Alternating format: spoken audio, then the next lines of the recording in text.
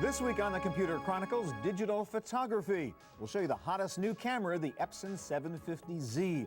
You'll see the coolest new digital printer, the Color Shot from Polaroid, and the best digital imaging software that can turn even you and me into professional photographers. And we'll show you some great web resources that solve many typical photography problems. Plus, my pick of the week, a 3D design tool that's a great combination of fun and science. It's all coming up next on the Computer Chronicles.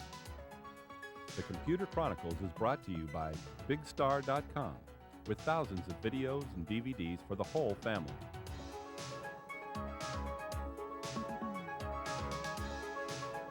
Additional support by TechWeb for up-to-the-minute technology news. And by TVA, Television Associates, bridging the worlds of computers and video with DVD authoring and MPEG encoding services.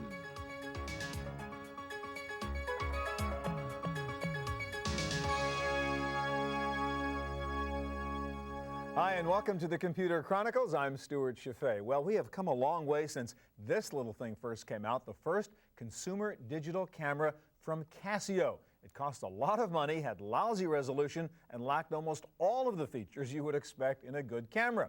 But that was ages ago in digital time, and we now have what is really a digital revolution in still photography, similar to what we went through when camcorders replaced 8mm film movie cameras.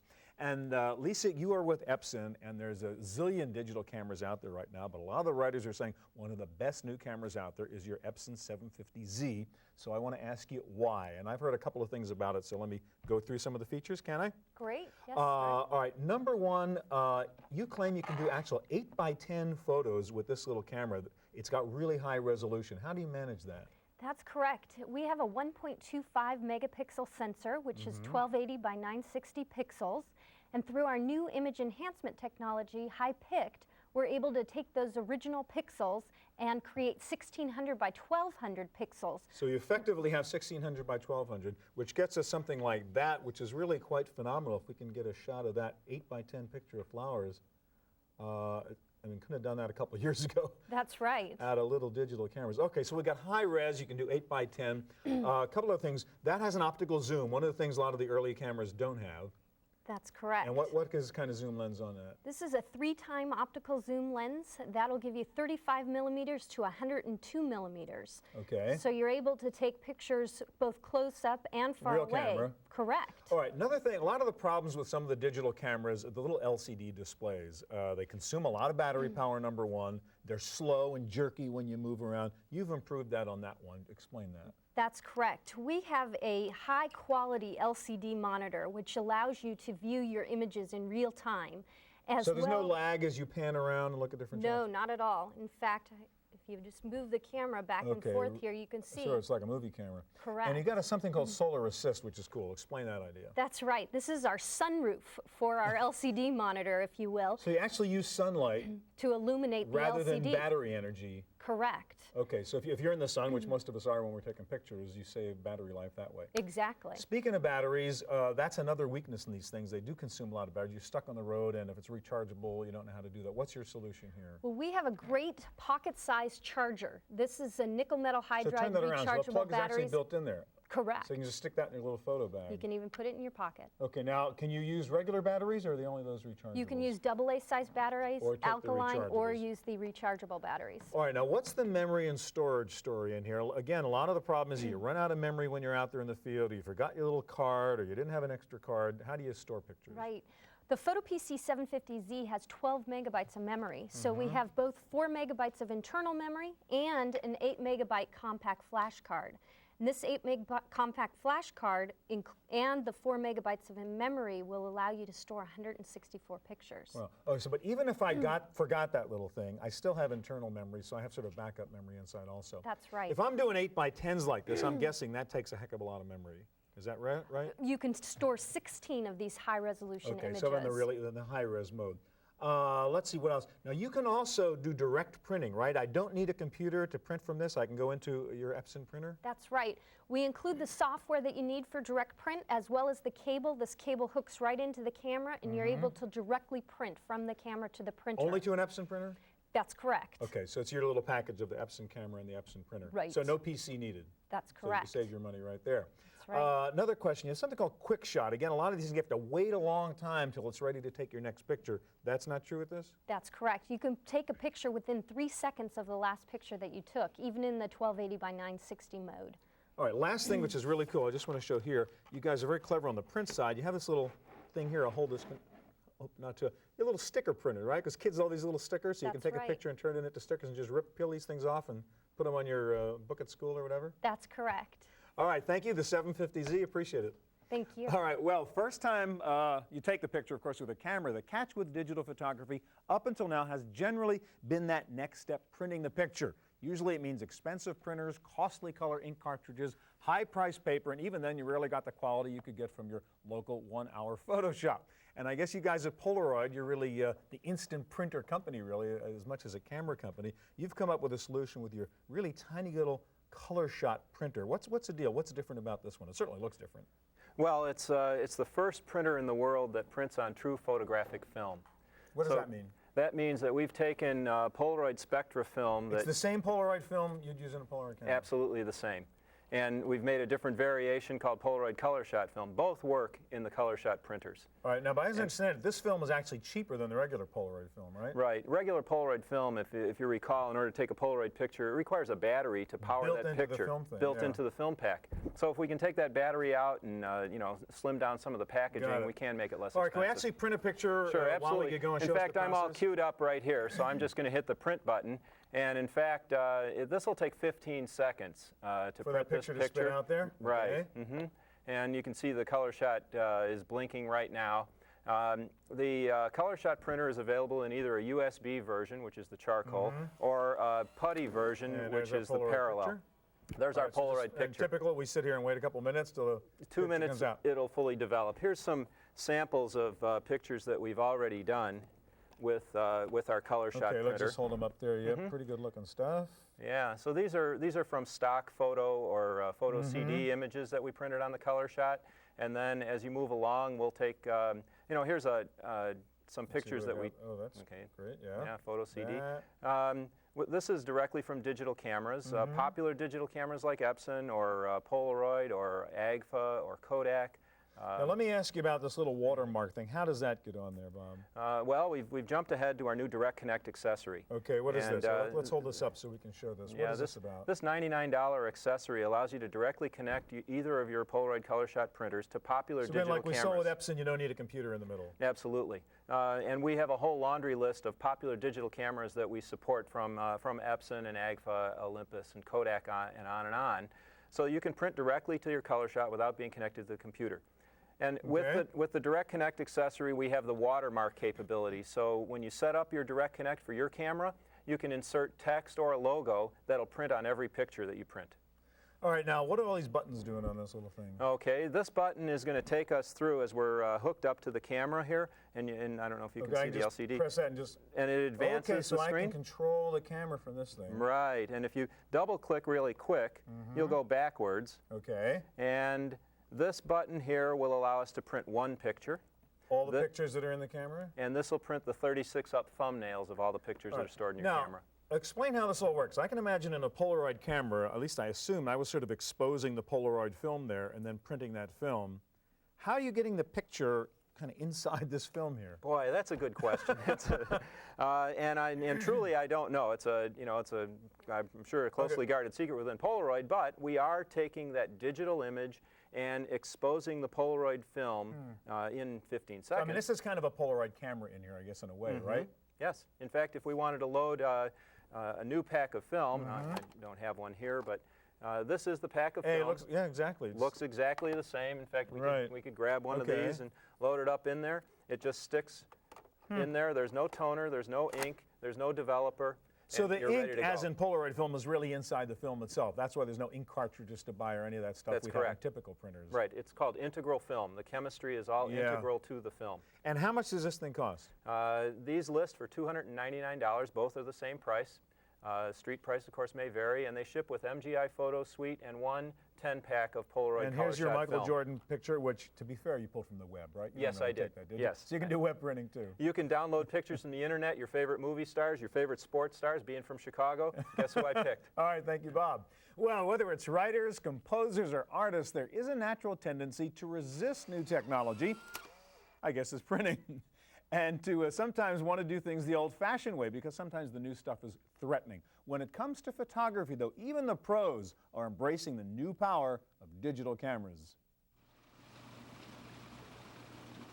Lynn Bishop is an artist from Northern California with an urge to travel. Her journeys can take her across the globe or across the street to the Hakone Gardens in the hills above Silicon Valley. But wherever she goes, Lynn carries her tools with her. In one backpack, she can stuff an Apple PowerBook, Olympus digital camera, drawing tablet, tripod, and a jumble of accessories that make up her portable studio. Taking that with me in a backpack on my back and able to capture the moment of inspiration and get instant feedback on it. What I found when I was using an analog camera is that I'd have to wait until I came home to have the photos developed, and I was a little bit removed from the feeling at the moment when I took that photo. So having the digital tools with me really allows me to get a little bit more intimate with the images in real time. Lynn doesn't need much room to set up her portable studio. A front step and a roof to keep out the rain will do. She pops the photo disc from her camera and slides it into the PowerBook's PC card slot. From there, she has instant access to her photos, as well as a suite of software tools, including Adobe Photoshop and Illustrator. There's always things that you can do better or differently back in your studio, but the purpose of the backpack of software and hardware is to be able to give some mobility to the artist so that me, the artist, isn't necessarily stuck in my studio all the time. Lynn had a chance to give her backpacker studio the acid test during a 2-week journey across China by train and bus. Out of the trip came photos, artwork, and a website featuring QuickTime VR panoramas. The whole China trip was really an amazing experience because, like I said earlier, I could get intimate with the images I was capturing in real time, and I could begin to formulate ideas for the artwork I wanted to create. And also wanting to then share with people the tool set that I took. I think that this is a very accessible tool set. It's not a tool set that requires hundreds of thousands of dollars. Lynn is devoted to her digital tools, but she has not abandoned some traditional kinds of media, including paper. For a long time, I would do art for myself, and it would stay on my computer, or maybe I'd put it on my website. And there was a real moment of revelation when I was able to take those images and really put them on a piece of paper and put a frame around them and hang them on my wall. That was a totally different feeling. While Lynn, the photographer, likes digital technology, Lynn, the artist, still finds a need to get her hands dirty with something analog once in a while. I still love to paint with brushes and paint, and love to take photos with my analog camera, but I think I'll always be using technology. It's too much fun. For the Computer Chronicles, I'm Sarah O'Brien.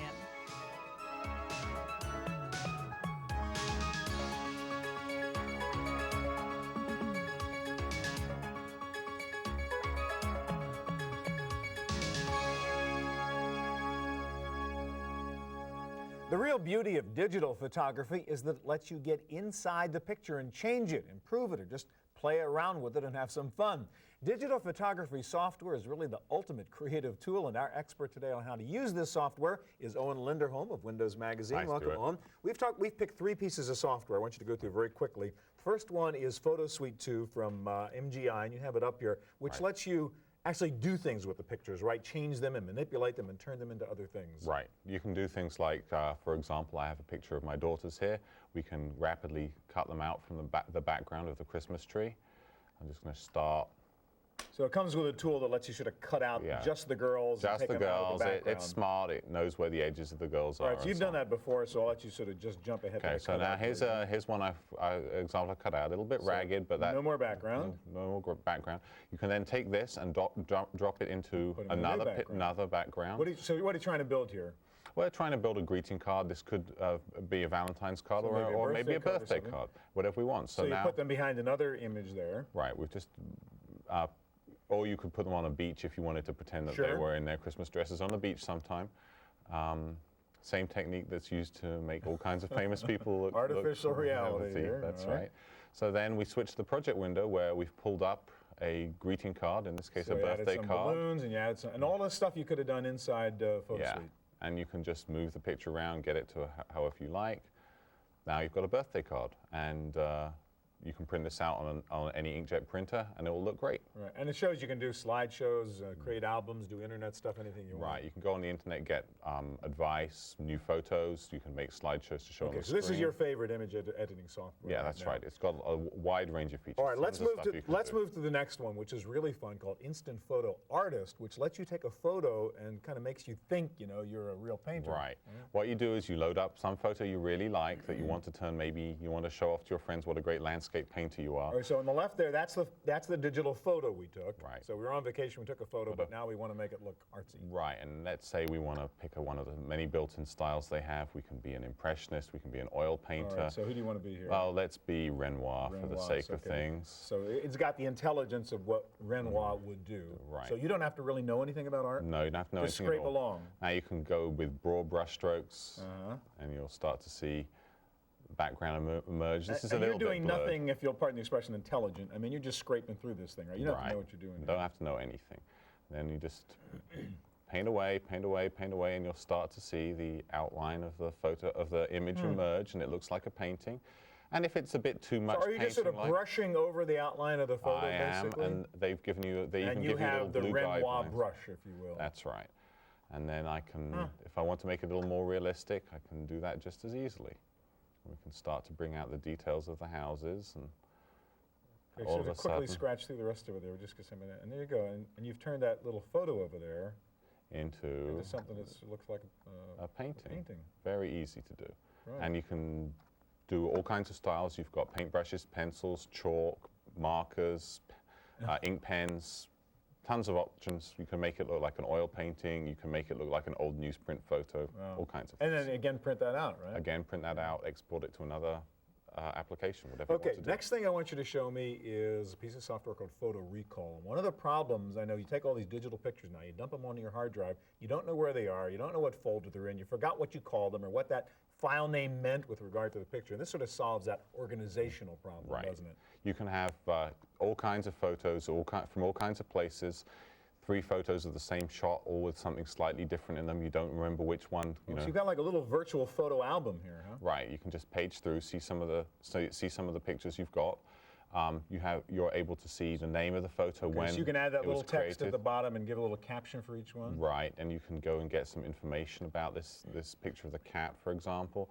It says Darwin the cat. We could add a description, black cat sitting on a shelf somewhere. And took this day under these These conditions or conditions, whatever, if right. you're really into it. We can put in special fields that say we're planning a project on the family. We can have a project, fields So then from I could grandparents. search my photo album by these descriptors I've put in text. Right. So like, where was the picture of the black cat? Right, And it'll exactly. find it for me. Boy, And that would be nice. And you can get information like the size, the kind of photo it is, and so forth. And you can build these photo albums really easily. It will even go and scan your hard drive and find all the pictures for them and bring them It in. recognizes image format extensions and does it? Yes. Wow, that's cool. I'll just bring them in Roughly, for what you. do these things cost, Owen? MGI Photo Suite 2 is about $100. Okay. Instant Photo Artist is, I think, in the $30 to $50 range. And Photo Recall is, again, in the same kind Not a of big price deal, range. right. They're all at most $100. Save your money for memory, right, and That's storage right. space. Right. The one thing you'll have noticed is how slowly some of these programs come up. They need storage. They need Pictures memory. take a lot of files. All right, thanks a lot, Owen. Thank you very much. All right, well, one of the reasons people are getting into digital photography is so they can directly publish their photos on the web or maybe send them electronically as emails. But the net is also a great resource for the digital photographer, and our expert here is Bruce Fraser. Bruce is a writer, editor, author. You're kind of into this whole thing. I've been there since the beginning. I guess so. So I want you to show us some of the really cool websites that somebody's getting into digital photography ought to go to. What's the first one? Okay, the first one is Camera and Darkroom Digital. This is really an information resource for digital photographers. It's run by a good friend of mine, Andrew Rodney. He has things like Photoshop tips and tricks. He has a bunch of very So how to use some of the software Owen was just showing us and how to get the best out of your digital photos and so on? If you're interested in using the new color management schemes in Windows 98 ICM2 and you need profiles created for your devices, they build profiles for you. A lot of Andrew's articles are available online. So a general sort of magazine for digital photography and advice on what to do. So it's just like, it's a real good information resource. Oh, and a digital camera roundup, that would be cool. So you want to know what so camera to buy. He's got a good buyer's guide. He has an interesting comparison of film versus digital. And you know, it's not entirely about digital cameras. You can also use digital imaging with conventional film. So that's cameradarkroom.com. Yeah. All right, let's go to the next one now, which is Photoloft. Yeah, Photoloft is another site that lets you build a virtual album. But the difference is that rather than building a virtual album on your own hard drive, you can build a virtual album on their website. So I can store my digital photos up on their website. They give me some free storage space. They'll give you 20 megabytes of free storage space. And then it makes it very easy for you to share your images with other people rather than having to email them to individuals or set up an FTP Okay, so this is sort of a cyberspace storage. Anybody can go to their website and look up Bruce's images, for example. So this is my album of my eclipse photographs. Oh, this is your stuff? Yeah. And you can order prints. You know, one of the difficulties with digital cameras is, you know, how do we get an image off the screen into some kind of real form? So it's literally a photo loft. Yeah. It's a place where photographers hang out and keep their photos. Yeah. So you can order prints, and then you can also order gifts online. You can put images on things like coffee mugs, watches, mouse pads.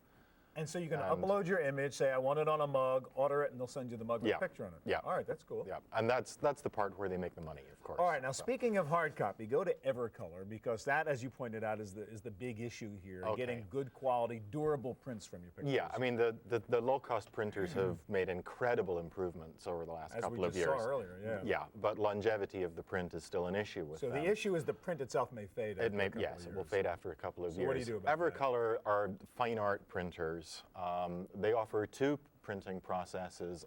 The Luminage Direct Digital Print is a laser exposure onto photographic paper. They use Fuji photographic paper. So again, instead of buying an expensive printer, I can just go to the Evercolor website and say, hey, print this picture for me at the quality and the cost I'm ready to go for. Yes, this printer is like a $250,000 printer. Okay, so I won't buy it. And then if you really need archival museum quality printing, they also do a pigment process, which will last about 200 years. All right, lastly, I want you to show me the Stephen Johnson website, because this is, again, an example of how really pro photographers are doing great things with digital photography. Stephen really takes digital photography further.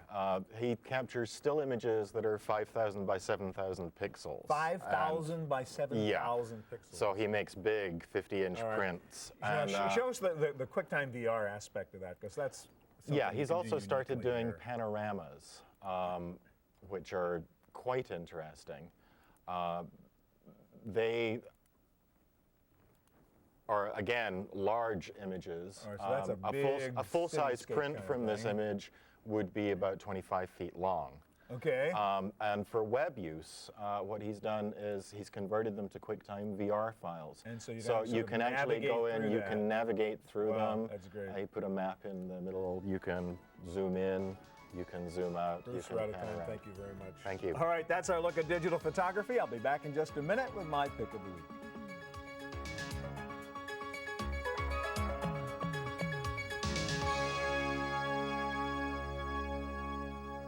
Now for my pick of the week. Well, creating photographs with a digital camera is cool, but if you're fascinated by this mixture of science and art as I am, you'll really enjoy this new creative piece of software from Lucas Learning. It's a new division of LucasArts Entertainment. The program is called Star Wars DroidWorks, and with this program you build three-dimensional robots that have to perform certain assigned tasks. This is fun, challenging, creative, and science. For example, in the first assignment here, you have to build a droid which can shove a heavy box up a ramp. Not an easy task. You have to decide what kind of robot anatomy it takes to do that. Should it have treads for feet or human-like legs? Should it have powerful arms or flexible arms? Should its hands be sophisticated but consume lots of power, or be simple and conserve power? What kind of head should it have to withstand damage, or should it just be small and maneuverable? And what kinds of sensors should it have? These are the kinds of design questions you face in DroidWorks, especially when you get to try your droid out in the real world, or at least on the planet of Tatooine. You will quickly learn that creating human-like creatures is not an easy task and takes lots of learning and lots of practice. This is a very clever use of the Star Wars characters and environment. It's a great learning game, the first product from the new Lucas Learning Group, and a winner. That's it for this edition of the Chronicles. We'll be back here again next week with the latest in hardware, software on the internet. Thanks for joining us. I hope we'll see you here next time. The Computer Chronicles is brought to you by BigStar.com, with thousands of videos and DVDs for the whole family.